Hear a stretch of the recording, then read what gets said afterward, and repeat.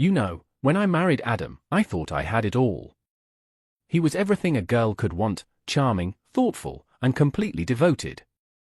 Also I thought, isn't it funny how we can convince ourselves that everything is perfect, even when little cracks are already forming under the surface?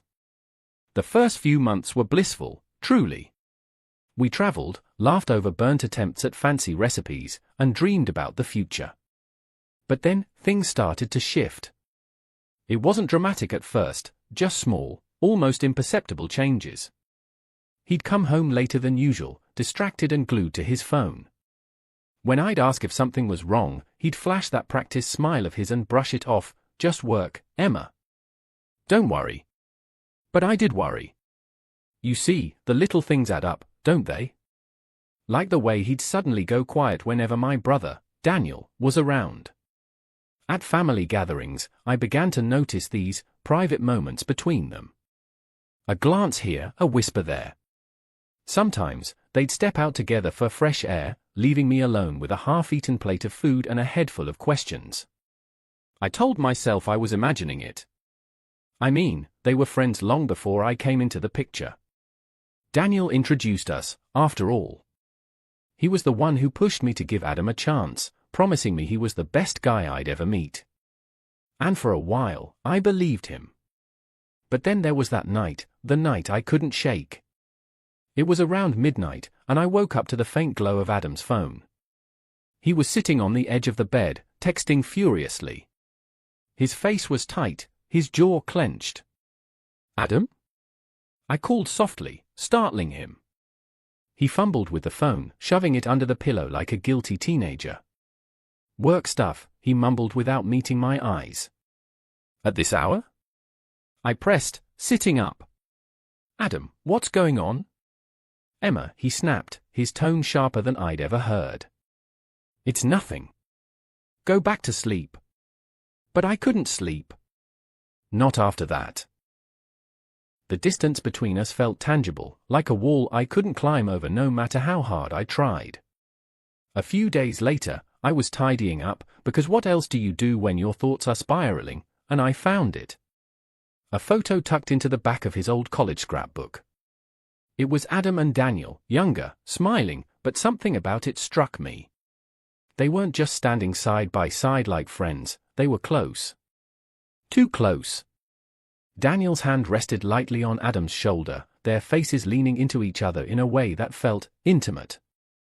I stared at the picture for what felt like hours, my stomach churning. Was I reading too much into it? Was this just my paranoia talking? But deep down, I knew this wasn't nothing. Something was happening, something I couldn't quite name yet. And that was when the perfect image of my marriage began to crack. Looking back, I don't even know what I was hoping to find when I started digging into Adam's past. Answers, maybe. Or at least something that made me feel like I wasn't losing my mind. But what I found, well, it wasn't what I expected. It started innocently enough. I reached out to old friends of his, the kind you share wedding invites with but don't really know. It's amazing what people will tell you when they don't think their words will ever come back around. Oh, Adam and Daniel? They were inseparable in college, one mutual friend said. Like brothers. No, closer than that. Closer than brothers. That phrase stuck in my head like a thorn. The more I asked, the more it became clear that Adam and Daniel's friendship had always been different. No one could quite put their finger on it, but there was something there, something unspoken that made people pause when I brought it up. And yet, when I thought about it, I had never questioned it. Daniel had always been the protective older brother, my rock through every twist and turn of life. I trusted him implicitly, so when he introduced me to Adam, I didn't hesitate. You'll love him, he'd said with that warm smile of his. He's one of the good ones. Was it a lie? Or had I just been blind? The photo I found kept resurfacing in my thoughts, no matter how hard I tried to push it away. Finally, I couldn't take it anymore. I called Daniel over under the pretense of needing help fixing a leaky faucet, something he'd done for me 100 times before. When he arrived, I wasted no time. Daniel, I said, holding up the photo. "What's this?" He froze. For the first time in my life, I saw genuine panic in his eyes. He recovered quickly, though, plastering on that easygoing grin he always used to charm his way out of trouble. "It's just an old picture, Emma. Why are you so worked up?" "Don't do that," I snapped, my voice sharper than I intended. "Don't brush me off. There's something you're not telling me, and I need to know what it is." Daniel's jaw tightened. "It's nothing. You're overthinking." Overthinking. That word lit a fire in me. I'd heard it from Adam, too, every time I brought up something that didn't add up. I felt like I was suffocating in a fog of half-truths and deflections, and Daniel, my brother, was adding to it. "You're lying," I said, my voice trembling. "I can feel it. You and Adam, there's something between you, isn't there? Something you're hiding from me." His expression darkened, the playful facade crumbling. "Emma, drop it. I'm serious. You don't want to go digging into things you don't understand." That was all he said before he left, slamming the door behind him. For the first time in my life, Daniel wasn't my ally, he was part of the problem. I couldn't sleep that night. My mind raced, replaying every interaction between Adam and Daniel, every dismissive comment, every lingering glance. By morning, I was exhausted but resolute. If they wouldn't tell me the truth, I'd find it myself. That's when I found the emails. I wasn't even looking for them, not really. I had opened Adam's laptop to check something for the house when the email app popped up, and there it was. A thread between Adam and Daniel, tucked away in a folder labeled miscellaneous. The tone was casual at first, updates about work, family gossip. But then I saw it. "We can't let her find out," one email from Daniel read. Adam's reply was quick and cryptic. "I know. Just stick to the plan." The plan? What plan? My heart pounded as I scrolled through the thread, but the deeper I went, the less sense it made. They weren't just hiding something, they were colluding. About what, I couldn't piece together, but the implications were enough to send chills down my spine. I stared at the screen until the words blurred. Whatever this was, it wasn't nothing. And it wasn't going away. You'd think I'd be prepared after finding those emails, but nothing could have braced me for the storm that was coming. The house was unusually quiet that evening when Adam walked through the door. He looked tired, disheveled even, but I didn't let it soften me. "We need to talk," I said, my voice as steady as I could manage. Adam paused mid-step, his keys dangling from his fingers. "Emma, I've had a long day. Can it wait?" "No," I said firmly. "It can't." He studied me for a moment, then set his keys down on the counter. "All right. What's this about?" I didn't mince words. "I know about you and Daniel." For a second, I thought he was going to deny it.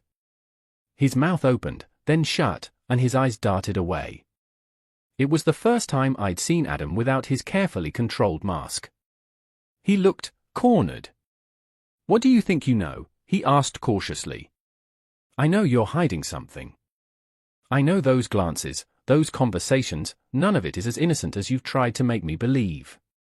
I held my breath, waiting for him to deny it, to spin some web of lies. But instead, he sank into the nearest chair and buried his face in his hands. "It was a long time ago," he muttered. "Before I met you." There it was, his confession, out in the open. My stomach twisted. "You and Daniel, you were together?" He nodded, his voice barely above a whisper. "We were. But it ended when I met you." "I swear, Emma, it ended." "Did it?" I shot back, my voice trembling. "Because I don't believe you. Not after everything I've seen. The photo, the emails, the way you act around him, it doesn't add up, Adam." He looked up at me, his eyes glassy with unshed tears. "I married you because I wanted a fresh start. I thought we could build something real." "Real?" I laughed bitterly. How can it be real when you've been lying to me this whole time? He didn't answer. And in that silence, I felt the weight of every suspicion, every nagging doubt, settle firmly on my chest. I couldn't breathe in that house anymore. I grabbed my coat and stormed out, ignoring Adam's calls for me to come back. I didn't know where I was going until I ended up at Daniel's door. He answered almost immediately, his face a mix of surprise and concern. "Emma? What's going on?" "You tell me," I said, pushing past him into the apartment. Adam admitted it. "Now it's your turn. How long have you two been lying to me?" Daniel closed the door quietly, his shoulders slumping. "Emma, don't lie to me," I interrupted. "I've had enough of that from both of you." He sighed heavily and gestured for me to sit, but I remained standing, arms crossed. "It never really ended," he admitted finally. "We tried. After the wedding, we really did. But it wasn't that simple." I felt the floor drop out from under me. "So, all this time, while I've been building a life with Adam, you two have been, what? Sneaking around behind my back?" "It's not like that," Daniel said quickly. "I didn't want this to happen, Emma. I never wanted to hurt you." "Then why?" My voice cracked. "Why would you support this marriage if you knew you couldn't let him go?" Daniel hesitated, then looked away. "Because it was the only way to keep things quiet. If he didn't marry you, people would start asking questions. Our relationship would have come out, and neither of us was ready for that." His words hit me like a slap. "So I was just a cover? A convenient little decoy to protect your secret?" "Emma, it's not like that," he said, but the guilt in his eyes told me otherwise. I shook my head, tears streaming down my face. "You're my brother, Daniel. You were supposed to protect me, not use me." "Emma," he reached for me, but I stepped back, putting as much distance between us as the room allowed. "I can't believe this," I said, my voice barely above a whisper. "Both of you are the two people I trusted most in the world. You've been lying to me for years." The weight of their betrayal was suffocating. I felt like a pawn in a twisted game I never agreed to play. As I left Daniel's apartment, his voice echoed behind me, pleading for me to understand. But I couldn't. Not now. Maybe not ever. I walked aimlessly for hours, the cold night air numbing my skin but doing nothing to dull the ache in my chest. By the time I got home, the house felt like a stranger's, just another place filled with lies. It's strange how betrayal doesn't hit all at once. It seeps in slowly, filling every corner of your mind until there's nowhere left to hide.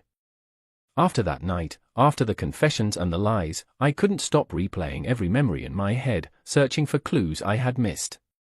How many times had I smiled at Adam, believing I was his entire world? How many times had I leaned on Daniel, trusting him to have my back? And how many times had they exchanged their glances, their secrets, while I stood in the dark? I sat in the quiet of my kitchen, staring at my untouched coffee. It was the same kitchen where Adam and I had laughed, where Daniel had visited for family dinners. Now, it felt hollow, like the ghost of a life I'd never truly lived. Adam tried, of course. He begged, he reasoned, he told me he loved me in his own way. As if that was enough. "I chose you," he said one night, his voice desperate. "I married you, didn't I?" "Chose me?" I said, my voice sharper than I intended. "Adam, you didn't choose me. You used me. There's a difference." He had no answer for that. He just stood there, looking at me like a man who didn't know how to fix what he had broken. Daniel, too, tried to make me understand. He said it wasn't fair to paint him as the villain. "We didn't plan this, Emma," he said, his voice low. "It just happened." "No," I said firmly. "You made it happen. You could have stopped it at any time. You didn't because it was easier to lie and let me play the fool." He looked away, his silence speaking louder than anything he could have said. For days, I went back and forth in my mind. Should I tell the family? Expose their lies? Part of me wanted to drag their betrayal into the light and watch it burn. But another part of me knew it wouldn't help. It wouldn't undo the years I had wasted. It wouldn't heal the wound they had carved into my life. And so, I made my decision. I spent one last evening in the house I had shared with Adam, packing up my things. It was a quiet process, almost meditative. When I came across the wedding album, I hesitated for a moment before placing it in the box. Not as a keepsake, but as evidence of what I had survived. Before I left, I wrote a letter. It wasn't angry, though I had every right to be. It wasn't vindictive, though the thought crossed my mind. It was honest, because that was all I had left to give. Adam and Daniel, I don't hate you. I wish I could say I didn't care, but the truth is, I did. I cared for both of you in ways that you clearly never cared for me. I trusted you, and you broke that trust. I hope one day you find the courage to face the truth, not just about what you did to me, but about what you've done to yourselves. I'm walking away, not because it's easy, but because it's the only way I can live with myself. Goodbye, Emma. I left the letter on the kitchen counter, right next to the keys to the house. Walking out the door, I felt the weight of years lifting off my shoulders. The world outside was cold, but it was real.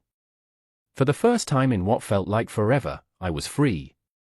I didn't look back. I didn't need to. Adam and Daniel had chosen their path, and now I was choosing mine. What happened to them after that? I can't say. I heard through whispers that the family fractured, torn apart by the secrets I left behind. But that wasn't my burden to carry anymore. The story ends here, not with revenge, but with liberation. I lost a husband and a brother, yes, but I found something far more important. I found myself. If you found yourself captivated by Emma's journey, make sure to like, share, and subscribe. If you've ever faced betrayal or struggled with trust, we'd love to hear your thoughts in the comments. Remember, no matter the pain, finding the strength to walk away is always an option. Stay strong, stay true to yourself, and never let anyone take away your power. Thanks for listening, and stay tuned for more stories that challenge, inspire, and empower.